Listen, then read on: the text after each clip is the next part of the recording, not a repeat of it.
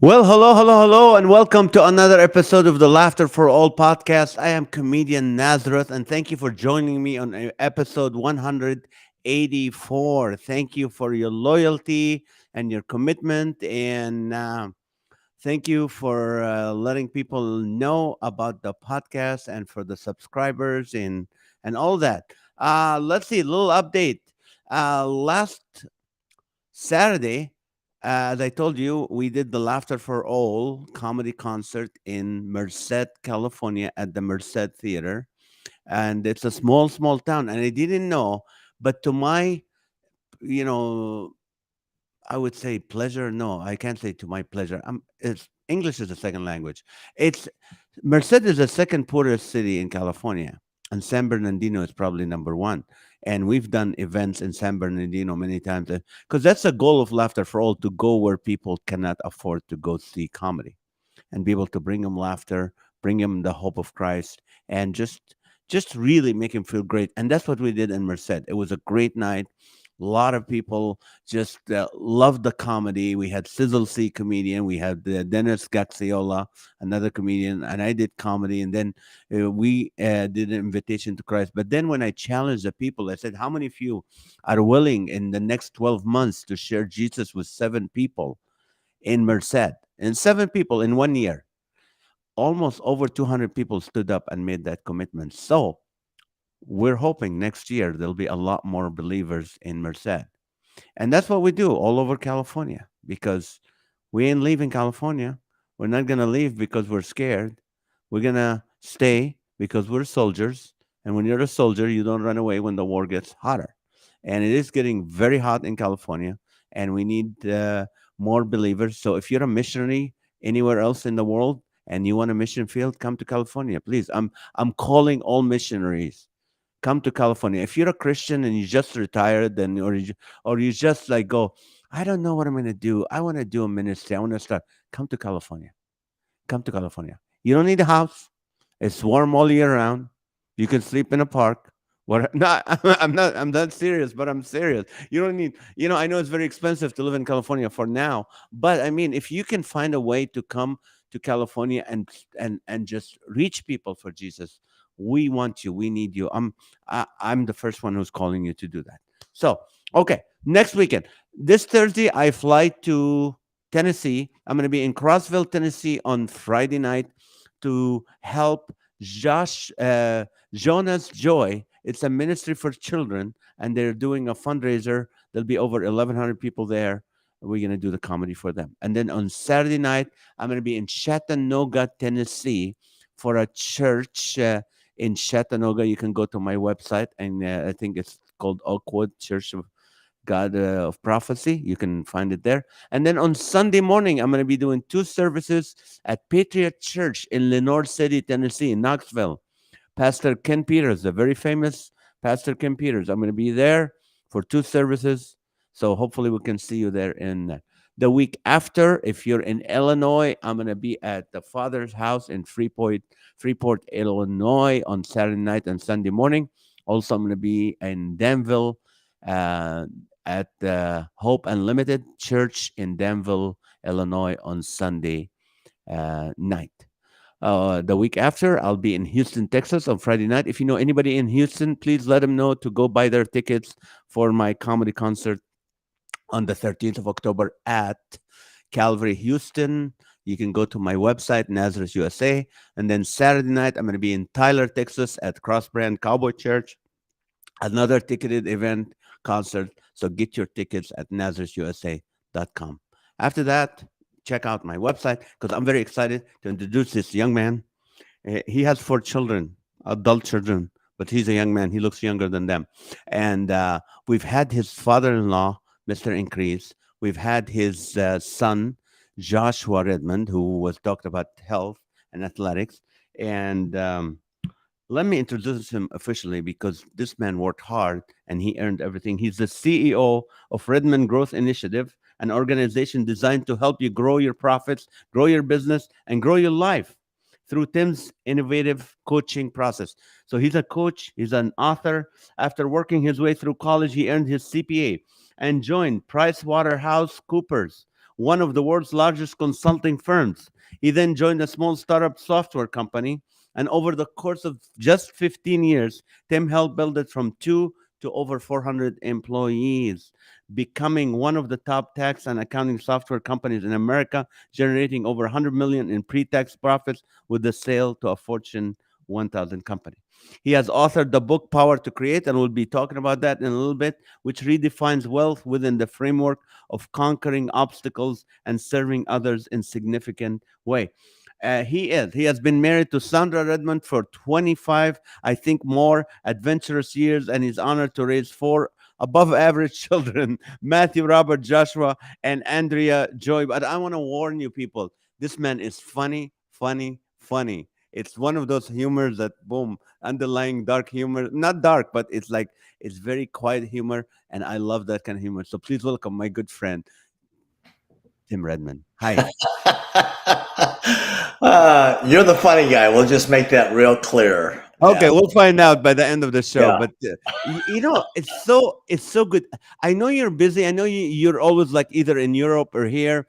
So it's so good that you're taking the time here. And you're where, in Tulsa, Oklahoma? Where in Oklahoma are you? yeah. Tulsa, Oklahoma, and that's been geographically considered the center of the universe. And Oh, it so, is. yeah, by a geologist told me that the other day. So, Actually, it's your real estate agent that told you that. oh He's yeah, not a no, that was it. geologist. He was selling me something, wasn't he? I have a question to start with.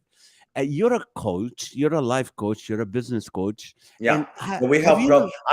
I buy businesses. I sell businesses. I'm looking to buy more businesses, but we also help small businesses grow. Yes, a lot of So fun.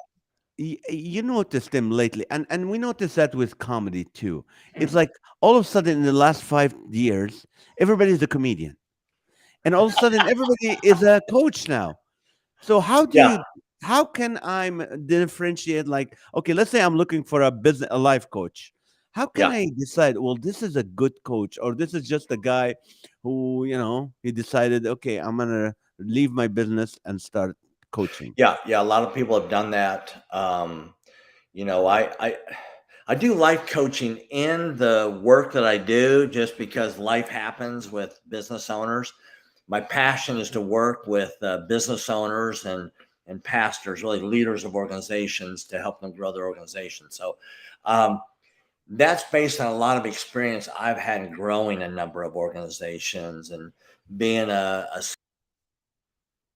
which stands for constant pain in the abdomen, I think is what that stands for. Um, but we I've grown a number of businesses. I've studied it. I love it. It gets me up early in the morning with excitement on having. There's so many stories we've had where just people that are no retirement, no hope, and one guy in particular, I think about Mike Mathis, is he builds sheds in Arkansas. Okay, Okay. exciting is that? Well, he came on board with us. He's making about $100,000 uh, a month in gross revenue, but no profits. Now this year, he's been working with us a couple of years. This year, he's he's close to retirement, no retirement plan, struggling, working 80 hours a week. Now he's working 1 week a month. He's chasing his wife around the condo that he just bought down in Florida, three weeks a month, and he's going to make $1 million profit this year. So Um, what do you think you did that kind of, I mean, how long it took him to do that, and what do you think your best advice that you gave him that really helped him to do that? well, it's really we want it all in this microwave instant thing, and that's why I wouldn't be too much of a life coach and going through some of that stuff. But it's we had to get his mindset right. We had to get his marketing right. We had to get his hiring right. We had to get his holding his people accountable, because he was having jobs that he was bidding too low. His guys were taking too long to get some of the jobs. So we it's really fine tuning everything. There's a 3-word statement I make with all my clients here, and that's: casualness causes casualties. And so we do a casualness audit to say, Uh-huh. okay, what are you doing casually? You can't complain about what you tolerate, right? So what are you doing casually that we need to just bring it up to a level of excellence? So it was just a lot of different things that we do because of our expertise, helping with cash flow management. And so he's gone from not knowing when he can ever retire to spending time chasing his wife around, uh, giving to his church. He's got a lot of money in the bank. He's given to his uh, program, I think, to help kids without dads, and just, I mean, the guy's life is just, he's just lit up, So that's what gets me up early in the morning. I love So, helping so you people. help people chase their wives around. Is that the ultimate goal of? I do. I want to, as you asked me privately on those 3 ways of improving your sex life, I wanted to share that I with the did. group, but I that's did. just our private discussion. I didn't ask you, but no, thank you for sharing.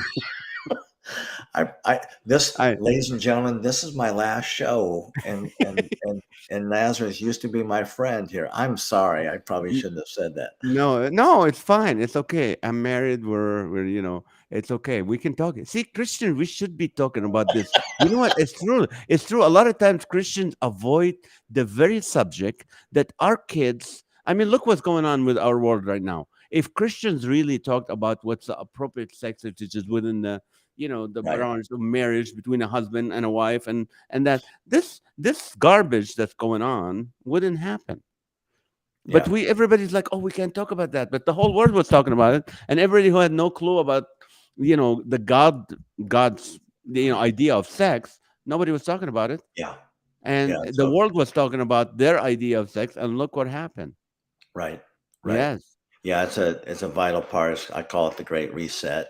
yeah. So Let me it ask is. you something, Tim. You Yeah. said something Please. really good, which is, Yeah. we were sharing earlier. Your adversity is your advantage. Your adversity is your advantage. What qualifies you to say that?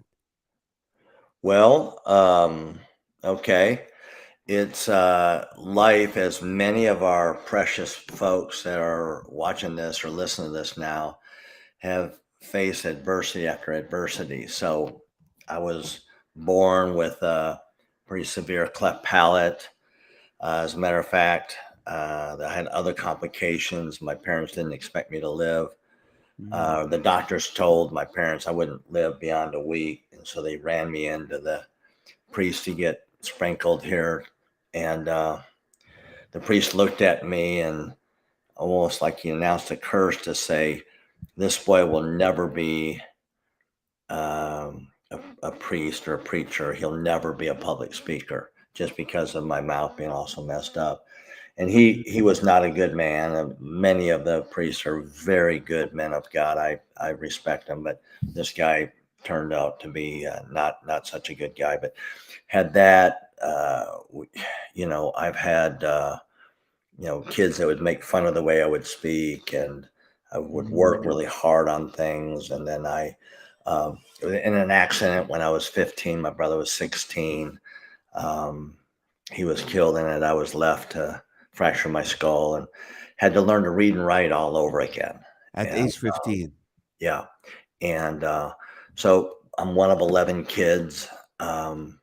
My parents either love kids or love making kids or both. I probably both. And so it was good times, great times, but it was also a lot of hard times too. And so Mm. um, you know, it's kind of like the psychologists in the early 1900s, Dr. Albert Adler said that we all have this inferiority complex to some degree, and so how we respond to that, he said there's two kinds of people: those that live under that inferiority complex, or Mm. those that use that as kind of a law of compensating weaknesses, where they overcompensate and they use those challenges, those adversities as stepping stones.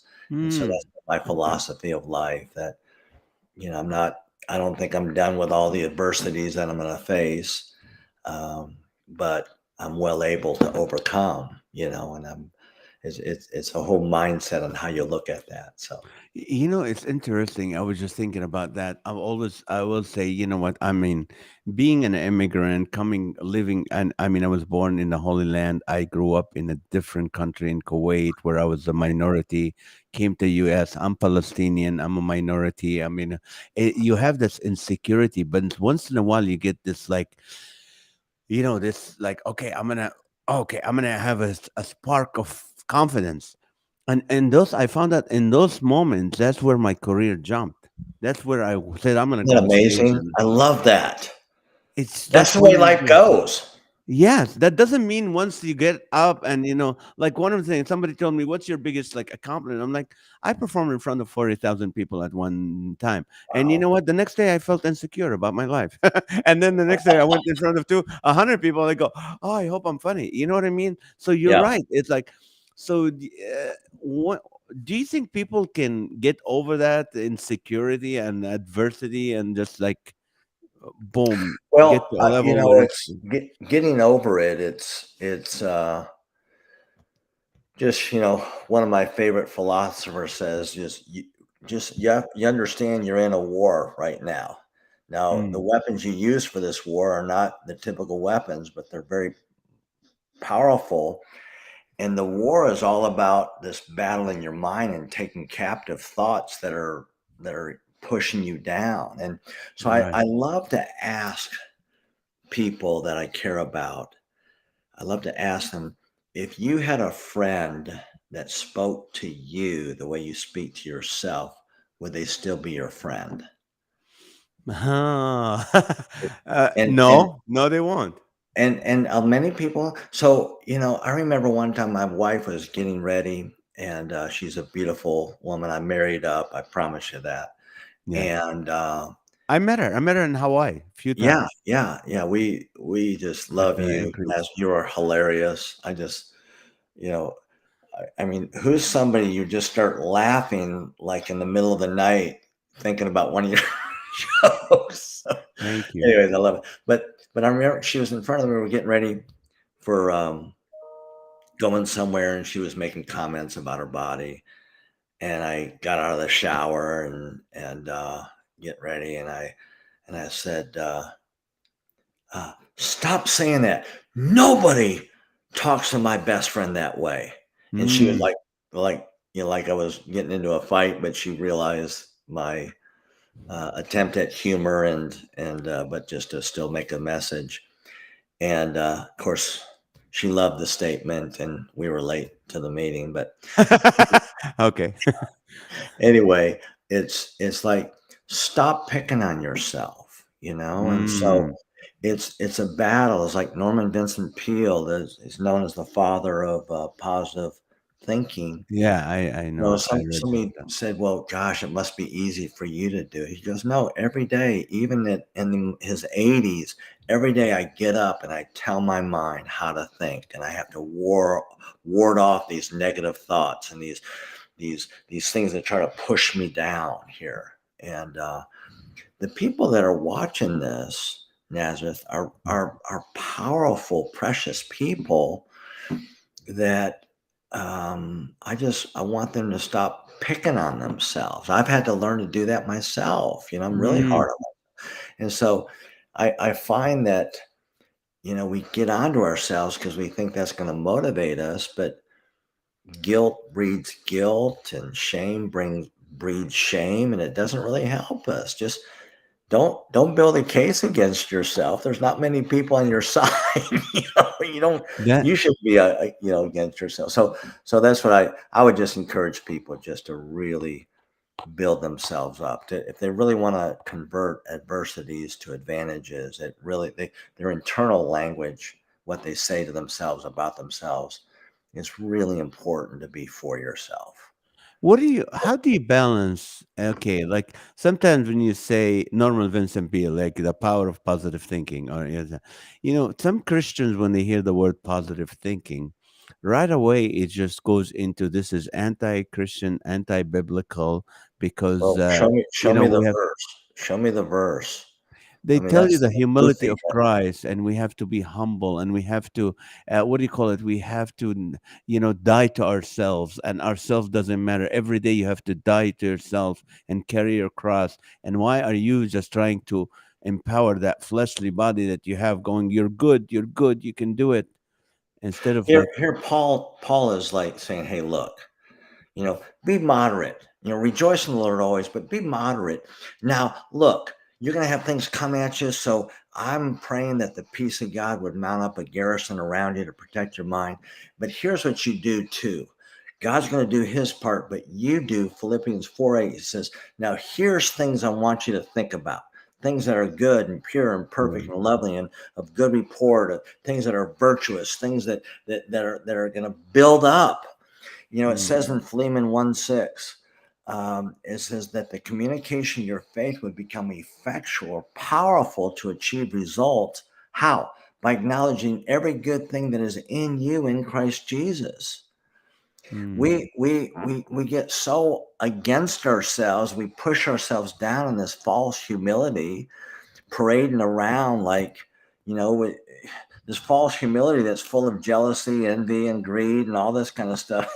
But we want to act a certain religious garbage on the outside. And it says, stop that foolishness. We don't want religious BS, which stands for bologna slices for your group yeah. here. Bologna slices, But yeah. it's like, that what you're saying, it is humility. What is humility? It's stepping aside to let the fullness of God flow in you and through you.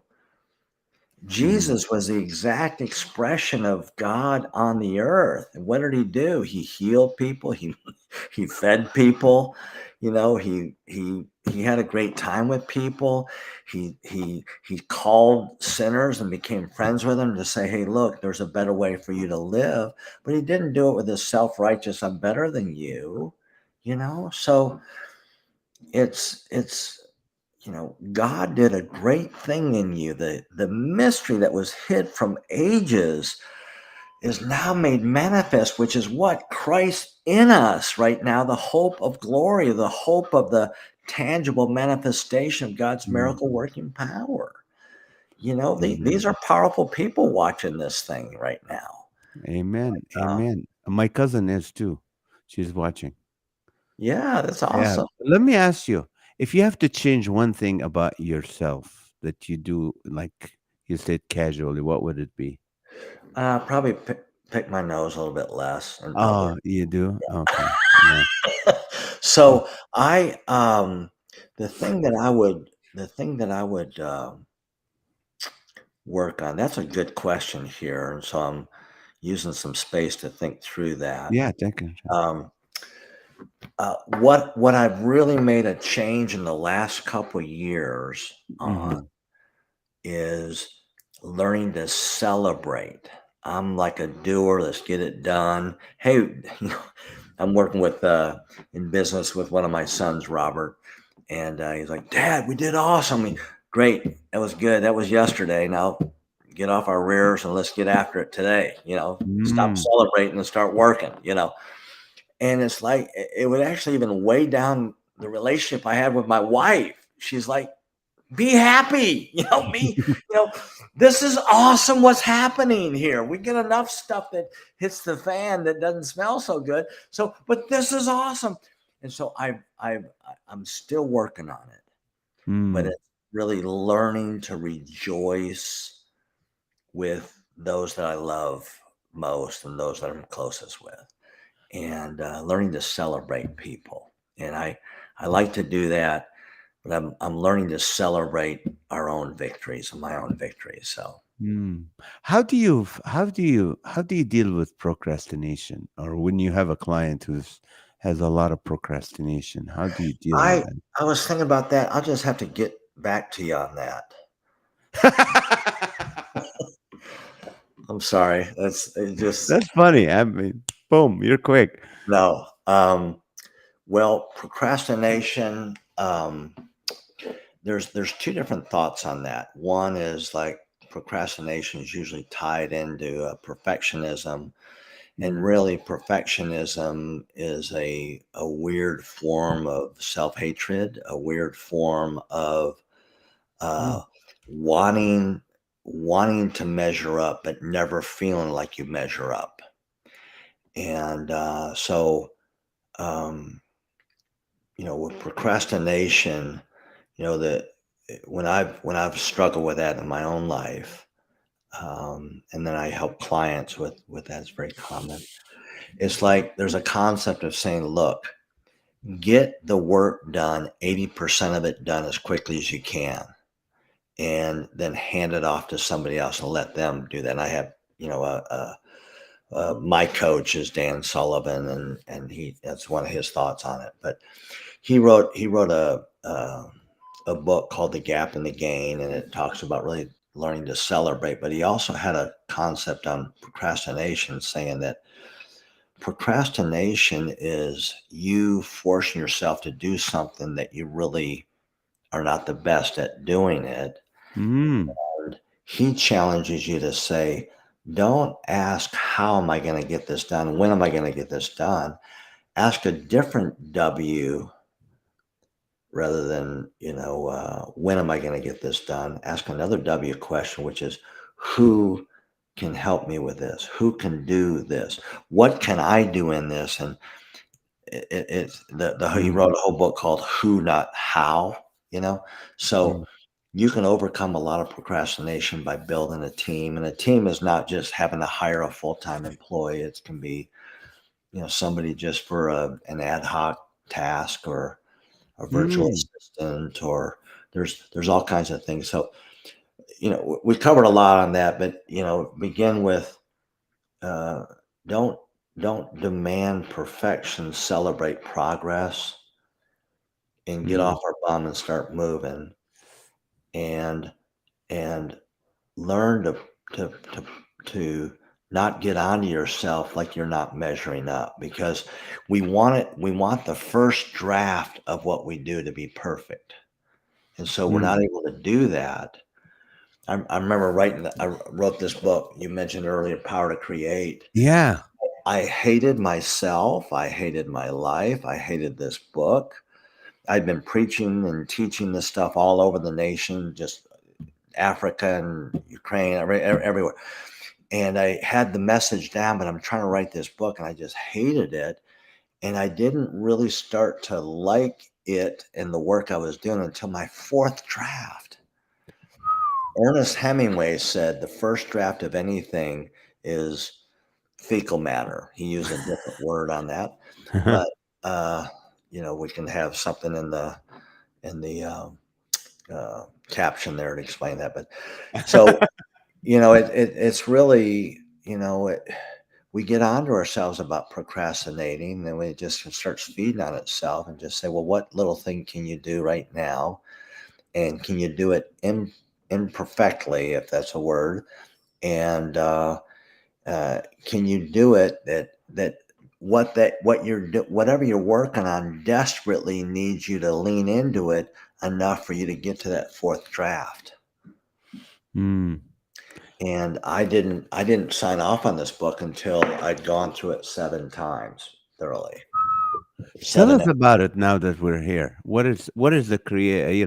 The power to create is about. The power to create. I wrote this as a book for business owners and pastors, and I wrote it as kind of an apologetics against the prosperity message gone awry. The Mm. prosperity message gone awry is like everybody is just in it for themselves, and what is the kingdom of God really all about? And so, but I didn't do it as against anything and calling out all the nonsense. I wrote this book from a perspective of saying, well, what does God think about? He gave us the power to create. And I didn't want to use the word wealth Christians to read it, and not be afraid of it. And so he gave us the power to create wealth. What does that look like? And how do we flow in that? And what is that process? And he helped me redefine what wealth is all about. It's not something that we gather as much as something that comes to us. It's something more that flows from us. We create wealth. We live from a life of abundance and contribution. And even a hug or a funny line in a moment that you didn't even rehearse, Nazareth, which I've seen you're very situational and you're hilarious on how fast Thank you. it is. Bam. Well, that's creating value. That's getting people to laugh and to pull back from the imperfections of their own life and their frustrations. You get them to laugh and open up. So that's what this thing is all about. And how is it helpful to a pastor? Like, I mean, what is in which way? Well, it goes through a process where we define the word wealth, and we all know about people that have been messed up in money situations, families arguing, suing each other. You ever see somebody come into a whole bunch of money and it just ruins them? Yeah. And so I'll ask a question. I said, does money ruin? Oh yeah, it ruins people. I've seen that happen. Well, does it ruin people or does it just reveal what's already there? Mm, Money is a magnifier, right. and it magnifies what's in our heart, and it takes on the nature of whoever holds it. So I talk in here. We talk about having a healthy relationship with wealth and money, and then we go about creating wealth in a different way than just trying to take advantage of people. And it's not a soft message. It's not a soft, this is I've used this to build a number of multi-million dollar businesses. This is a lot of the coaching mechanisms that we use. It's in here. But it really it starts out with getting especially Christian people comfortable with their success, comfortable with having, their business making lots of money. You know, Mm. you ever have somebody talk and says, hey, buy from you. Are you making a profit? Oh, no, I would not make a profit on it. That's like, it's almost like this unholy, wicked thing you do. And Yeah. so when somebody asks me with that, doggone straight I care about my family, I care about my employees, and I care about the people I serve. If I don't make a profit, I'm not going to be around very long. So That's yes, I'm right. making a profit, and it's worth it. If you don't think it's worth it, go to somebody. Hey, you don't like my baloney? Get out of here. Go to the next guy next to me. I don't like you either. Okay, you buy your baloney somewhere else. So uh, Let me ask you this. You were in a car, you and your brother. You had yeah. an accident. Your brother passed away at 16 right away. You had a fractured skull. What did your mom think of that? And you were almost dead, so Yeah, what tell us about that situation. she had a phone call. My brother and I were in a little Volkswagen, and the axle had broken, and we careened into the grassy median in between the Yeah. highway, and our little Volkswagen started tumbling, and it threw both of us out of the car so hard and fast that we both hit head first on the highway on the other side of the highway. So he had fractured his I think he broke his neck, and it was all beat up. They said I was actually more, the actual injuries were actually more severe with me, fractured my skull and all, all messed up. And so they got on the phone. They said, "Hey, this is Mercy Hospital in Edmond, Oklahoma. Two of your sons were in an accident. One's dead, and the other's not expected to live. Come down here immediately." Wow. She Wow. just, I mean, all of us, all 11 of us kids like to argue that mom loves me the most because she had that ability. She had that miraculous ability to make you feel like $1,000,000. Mm, And, but she dropped down, and she just lost her sanity. And then is like in that Philippians 4, 6, and 7, where the peace of God just picked her up, mm, and her and dad just started making decisions, went down, and then mom and dad were praying over me, and they prophesied, says, "You're not going to die, you're going to live and declare the glory of the Lord." and there's really cool things that happened. It was a very, very sad situation, but coming out of that, they said, "Hey, look, if Tim does come out of his coma, you just have to be prepared that he's not going to be the same person. He's going to be like a vegetable.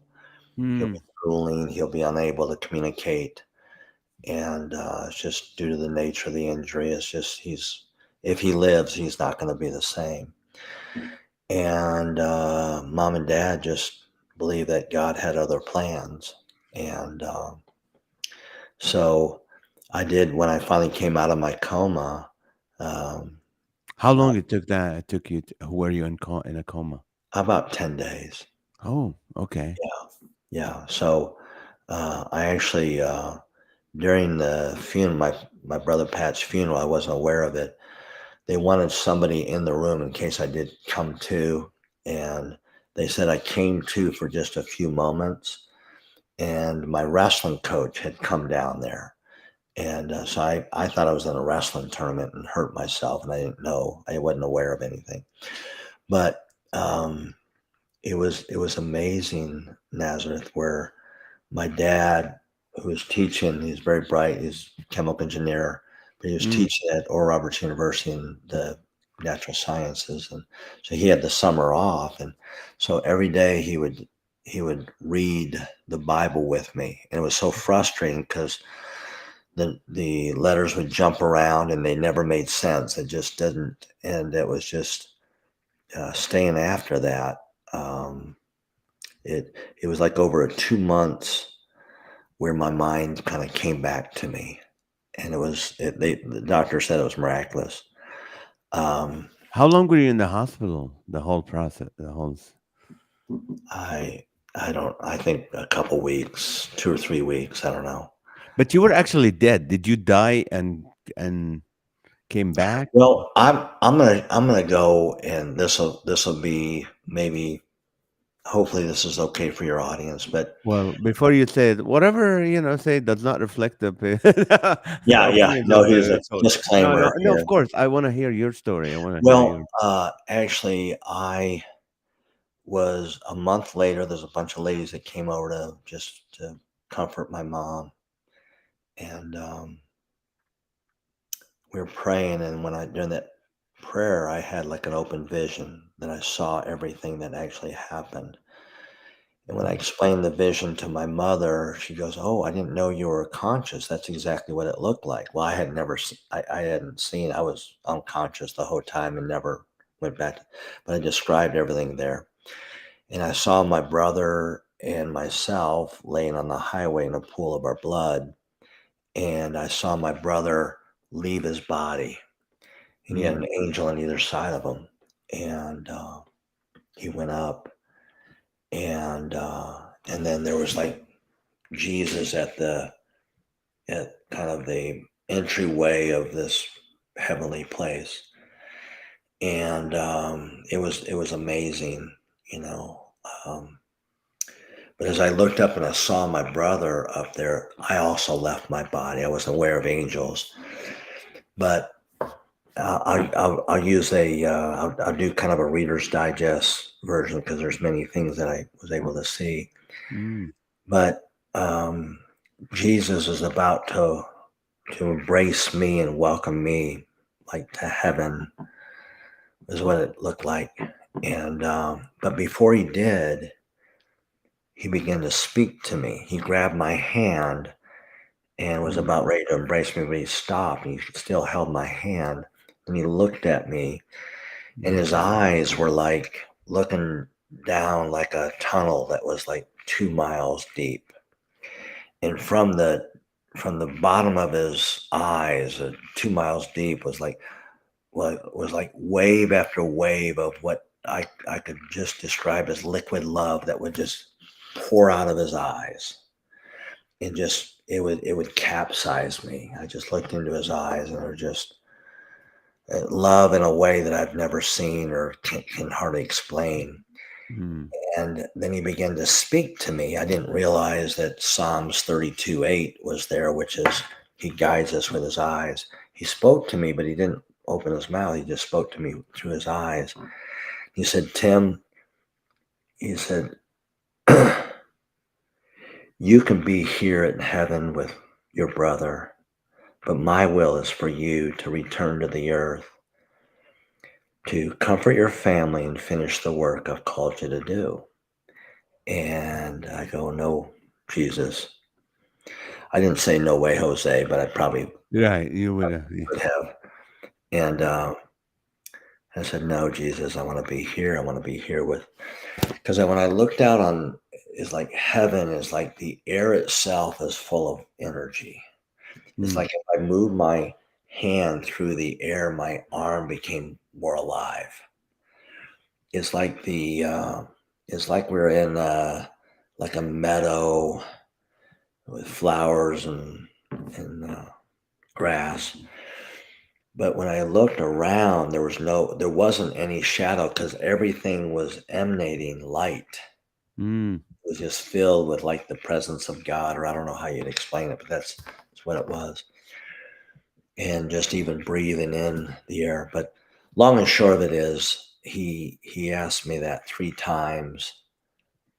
The second time I said no. The third time he finally showed me my family, all my brothers and sisters, my dad over here, and I saw them. I go, oh, they'll get over me leaving. Yeah. And then Jesus, who is Jewish. Okay, he knows how to close a sale. Okay, I'm just saying. Hope that doesn't offend anybody. no. Um, but anyway, he showed me my mother over here separated, and I saw her heart was broken. She cried until she had no more tears. There's nobody on the planet that loves you more than a mama. I think even a husband and wife is a very deep love, but a love from a mom towards a child, it's I don't know if there's a greater love on the earth. But I Mm, saw that her heart was broken. She cried until she had no more tears. Her face was just swollen and puffy, and it was just. And when I saw her heart was broken, I turned back to Jesus and I said, I will mm. return to the earth to comfort my family and finish the work you called me to do. And at that point, he let go of my hand. He turned me around and pushed me back into my body, and that's what I saw. Wow. And and and and it's like a neat experience. But I believe, Nazareth, that the Lord is doing that with each of us. He says, I want you to finish the work I've called you to do. And the people watching this are, again, powerful people. They've got things on the inside of them they ache to want to do, and some of them are doing it. I believe that God's going to expand their future. I believe it's going to open doors. I believe they're going to laugh on the way because they're going to be listening to you, you know, Mm. and staying in touch with you. So, But how do you deal? What do you tell those people who are having anxieties and depression, and they're looking at the economy and looking at the prices of everything going up and the crime rate and all that? What do you tell these people? That's really well, frustrating. I don't like to give a pat answer. But if they're coachable, and I determine they're coachable, I'll just ask them. I said, now, are you aware that feelings are followers? Great followers, bad leaders. And your feelings follow your focus, they follow your actions, Mm, they follow your thought processes, they follow what you're focused on. And that's good. so you're going to feel in accordance to what you're focused on and Mm. what you think is true. Now, I believe, and I can quote hundreds of scriptures just because I've really made it to where the word have I hid in my heart. I hope this is not getting too religious for your No, group, no, it's not. No, my, I'm but I'm a Christian. A lot of my audience are Christian. We're okay. I yeah, mean, we're not yeah, yeah, that's awesome. helping So, people. it's like when you think about certain things that you're well able. It's kind of like the two spies that said, Joshua and Caleb, it says, we're not grasshoppers. We're well able. Caleb was 85 years old, and he like, oh God, I'm with these losers for 40 years wandering around. And Joshua says, what do you want, Caleb? Well, I want to go for that mountain with the biggest giants on it. I'm going to Right. give that one to him. And then his daughter says, well, hey, I want part of the inheritance. I said, if I'm a son, he goes, okay, you're bold enough to ask for it. You get it.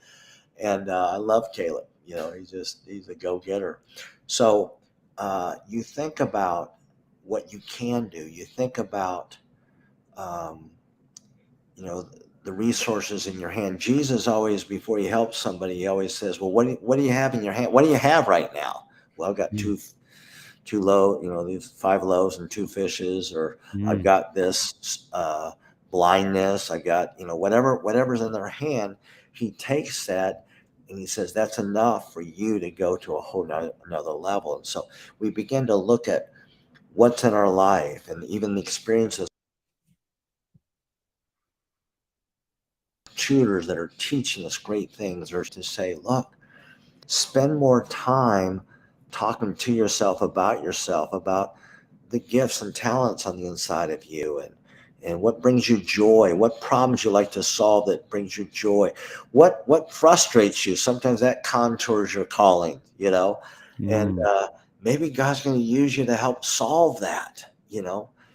Again, Mm. boys without dad, growing up without dads. Maybe you can be a dad to somebody. Maybe you can bake a meal for a family that's not sure where their next meal's coming from. These miracles are all around us, and I love to be the answer to somebody's prayer. Don't you, Oh Nazareth? yes, I love that. I Yeah, love these doing that. people that are listening and watching this, they are the answer to people's prayer. I feel strongly about that. Yes, I love that. You're right. You're right, because a lot of people. I had the last week. I was speaking to our church's group of seniors. They call it the next chapter, and I was like, wait a minute, you guys are sitting there. You're the most qualified people to go and serve because you have more time on your hand and you have more experience. Wow. And we found out that this generation is the first generation. The Z generation is they don't go back to their parents for advice. They go to Google. They go to social media. So I'm going, wait a minute. You guys have all this wisdom, and you're just sitting going, I'm too old. No, you go do something. And you're right. Even the single people that's sitting there going, well, I'm waiting. God's gonna maybe I'll never get married. You know what? Go and serve a meal to someone. Do something good. If you're a widow, go do something. You have a lot of wisdom. Make some clothes for knit some clothes for babies of a family that's there. I love. What if a company comes to you and say, Mr. Redmond, we don't have a lot of time, but you need to take us to the next level quickly. What do we what do you say to them? Well, I bring them through like an assessment Mm. where I find out where their business is, strengths and weaknesses.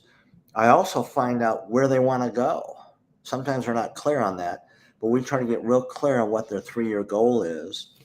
We'll actually create, this is part of our growth plan. This is one of the things I want to offer that's Yes. normally very expensive, but I'm going to offer it free to all your people if they leave you a 5-star review. Oh, Okay, good. that's required. So, but you know, it's kind of like a doctor coming to a doctor. Doctor, I'm sick. What should I do? Well, let me ask you some. Let me assess what's going on. So we assess the business, then we find out what do they really like, what makes them come alive, where they want to be in 3 years. We actually rebuild a new, we call it a capacity business model, where we look at what they can do with their current staff and the current capacity, and we expand that. It's almost miraculous. It's just so powerful. We take a look at a new 3-year goal. Sometimes that's even more than what they had, and then we give them a bunch of concrete steps to say, you can do this on your own. We're a do it for you coaching company, so we'll help implement all this stuff too if you want it. But that if I want to help somebody going up, I want to know where they're at, where they want to go, And then I look at the biggest limiting factors. It's a really important thing. We have it in our personal lives, we have it in our businesses. There's things we're holding on to. We believe it's true, but it's really a lie. Mm. We say, well, the truth sets us free. Well, conversely, a lie holds us in bondage. you know, and You're so right. it may be something in your thinking. It may be something in the way, like a lot of people spend all kinds of money on marketing. They waste the money. Um, they don't know how to close a sale. They're asking for a lot less money than they should be asking for the quality of work, and so they wonder, where's, I wish I can get more profits. Well, you're charging the same price you charged 20 years ago, for goodness Mm. sake, So there's I don't have a, this the magic bullet. The one thing you do, um, but we get people to intensely focus on that limiting factor to bust that open, and then it begins to create more flow in the business. Then we'll run into another limiting factor, we'll bust that again, we'll just keep busting that through and then we, over time, we set up systems in their business to run without them having to be there all the time. Most Mm. of us work for our business, and our business should be, I believe the number one purpose of the business isn't to glorify God. Now, some people may, he's a heretic. No, it's not to serve your customers. It's not to serve your employees. It's going to really sound selfish here, but it's not. The number one purpose of your business is to serve you, the owner. Now, if you don't treat your customers well, if you don't honor God, if you don't, but when your business serves you, then what profits you get from that, you submit that to God. You're the owner, and Mm. you submit it to God. God owns it. Well, okay, I haven't seen him lately. Have you? So you own it, and you submit it entirely. You surrender it all to God. We get religious, funny speak here, that we talk ourselves into kind of a paralyzation. So, um, I do have key things that I see a lot of business people do wrongly. Mm. That you know, uh, their pricing, their marketing is not clear. They don't have a clear target of who they want to really serve. Um, they they don't have a sales workflow to really to follow a sale through to really close it. We help them Mm. do that. We sometimes get sales where we double or triple the closure rate just by helping them through a system. So I don't want to bore you with all this business stuff if No, no, you no. don't own a So, business, but how do you help a pastor or a church? I mean, with that, I mean, closing the sale and all that applies to corporates, but yeah, how about a yeah. church? There's Let's say a we we pastor is we will look waiting. at we'll look at the environment. There's a lot of churches that are really driven by fear. There's the pastor decides everything, and he just got a bunch of it's like what Jim Collins in the book Good to Great, he calls it a Yeah. level 4 leader, where the pastor is the smartest guy in the room and everybody's going to be his little helpers. And Yeah. so we'll help make it really clear to the pastor, what are you going after. One pastor I'm coaching on right now, and I coach pastors kind of very selectively, and then usually I do it as kind of a donation to what they're doing. Mm. And then if they're really jerks, then I want to triple my price. You know, um, but because pastors are people too, they're great leaders Yeah. that just I mean, my pastor's a great man. I got just so totally respect him here in Tulsa. But the pastor, one pastor I'm talking about, so he hired some consultant come in, paid him a lot of money, and told him to forget all the things he was doing and get all this high tech stuff in there. And then he kind of separated himself from his congregation. And I said, this is just religious. I know I'm not supposed to cuss, but I'm going to talk about bologna slices again. Hey, It's go just ahead. yes, it's just horrible. I said, look, what worked in your business or what worked in your church before? And this guy said, you know what? I would go out door to door knocking on doors and just seeing if I could pray for people. Mm. And you like doing that? Oh yeah. Well, did did people open the door? Yeah, in a relatively small town in Missouri, and and then he was like getting tons of people coming to his church. Just it was the one thing that worked. All the high tech stuff didn't work, and geofencing and all kinds of garbage. That some of it sometimes it makes sense, but usually not. And anyway, so and then he started multiplying with other teams. And they've got like these 10 teams going out and just covering the city, and they're getting all kinds of healings, and there's people getting helped and people crying, you know nobody ever cared for them that much, and they're starting to come to the church. It's really really cool. So with him, I helped him with his marketing to say what you were doing that you love to do, uh, let's do that, and let's not do the stuff you spend a lot of money that's not working. Let's drop that. Can I give you Mm. permission? Just so, um, but there's a number of ways that um, it's it's the dynamics of leading an organization. And so it's the same thing applies whether it's business, a church, or government, or whatever. I help in the same way with that. So. Now, what are you working on right now? Is there's a book? Is there's a project? Is there's a series? There's a Yeah, I'm program? taking this Power to Create, Uh-huh. and we have a whole workbook, uh, and we have like a series of videos on it that I'm going to make that available online a lot cheaper than what other people have paid. Sorry, you guys have already paid for it, but I'm going to get this whole Power to Create curriculum Mhm. online and kind of an online course. And so I'm hoping to do that over the next couple of months, and they'll go through it. And then if they want to meet with me, I'm going to make that available. Um, Mm. I'm not going to do like individual personal coaching, for charge almost free for it. It's just going to be very inexpensive, but it's a way just to get the word out on having a better relationship with money and wealth, and then feeling released that they can begin to create wealth even if they're an employee, even if they're brand new starting in a company, or wherever they're going.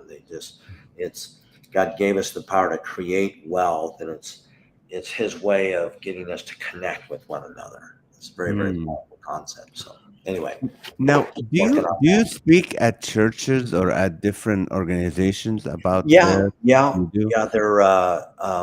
I've got a number of folks that'll have me come in, and we'll do like a marketplace ministry. I'll talk to the business guys, or if they want to have a leadership deal or a men's retreat. I do a lot of that stuff. I've been so busy in growing my businesses, I haven't really advertised that, Mm. but I'll go in there and do it, and um, so there. How can people get a hold of you, or how can they go and find out more about what how they can have Well, you at their our website is Redmond Growth, and it's Redmond like Redmond. It's like where Redmond, Washington, where yeah, Microsoft's located. So Redmond Growth? Redmond Growth, GROWTH.com, or they can email me directly. Oh, they Um, can.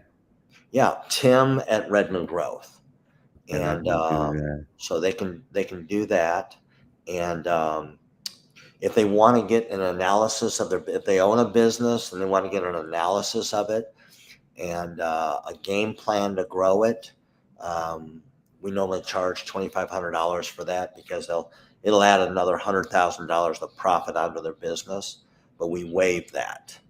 Hmm. We totally waive that if they identify themselves. Hey, I'm with the Comedian Nazareth, and I left them a 5-star review, and so I want that growth plan, and you said you're going to give it to me free. So they can email me on that, or, um, so. That's very But kind yeah, and generous so of you. anybody that's got any questions, you want to reach out to me. I mean, this is Yeah. an honor to be on the show with you. So Oh, it's my honor. Thank you for taking the time. And really, people, you know what? These offers are valuable. And, I would take advantage. I'm going to take advantage of it right now after we finish the program. Because I know this guy and I know what his impact and the companies he impacted and the people. So, really, I want to thank you for your time, Tim. You've been amazing. It's a lot of stuff that actually, while you're talking, I'm writing this stuff. I'm writing, and it's for my own learning. It's like your feeling, follow your focus. That's amazing. And about, procrastination could be self hate. I mean, these are just gold nuggets that really can help. So I want to thank you for your time. I'm going to cut yeah, those parts and put them on YouTube, but also by next week, it will be all on audio. okay, yeah, I'll promote it with both of my friends here. Perfect. I know you have you have two now, two friends. That's Well, amazing. Praise God. That's okay, called growth. I'm That's assuming that you will be my friend here, so I'm just in faith on Th- that. That's called growth right there. Well, thank you so much for your time. If you hang Thank on you, man. 1 second now. All right, guys, thank you so much for watching. This is really good. If you know people in business, if you know people who have companies, and you know people who are trying to get to the next level, if you know any pastors who really maybe want their church to get to the next level, regardless, it's not about numbers, but to have growth, and if you want to learn how to create wealth, and all that, just let them know about this podcast. Let them subscribe to it, share it with them. It's already going to be on YouTube and on LinkedIn and on Facebook under Comedian Nazareth, so you can do that. But I want to thank you guys for watching. Also, I want to remind you, if you are in the Tennessee area, look at my website, Nazareth USA, and find out if I'm close to you. Come see me. Also, if you're in Houston, Texas, or Tyler, Texas, please get your tickets now. Don't wait till the last minute. Get your tickets now by going to NazarethUSA.com and click on the city you'd like to see the show at, called A Time to Laugh. So we'll see you there. Love you guys. Go to my website, Nazareth USA, find out more about it. Thank you guys again. Redmondgrowth.com, redmondgrowth.com, or also if you want to directly ask a question to Tim, he's Tim at redmondgrowth.com. God bless you guys and have a great, great night. Thank you.